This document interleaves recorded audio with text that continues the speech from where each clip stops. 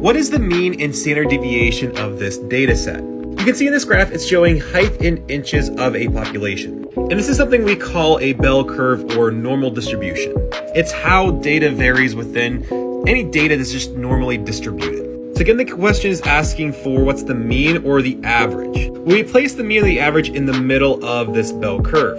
So the average is 63. Standard deviation is shown here by each one of these lines. You can see from 63 to 67 is 4 inches, and from 63 to 59 is 4 inches. So in this case, we know the standard deviation of this graph is 4 because we add and subtract it from this average. Let's do the same for this graph. What's the mean and standard deviation? Again, we start here in the middle. The mean is 1,000. Then we can see that 1,200 and 800 are the first standard deviation. So the total standard deviation is 200 since we had to add and subtract it. All right, let's take a look at our last one. This is going to compare the number of car buyers and the price of a new car. This might be a little outdated because the average here is 20,000 and the standard deviation is 1,000 since we're adding and subtracting 1,000.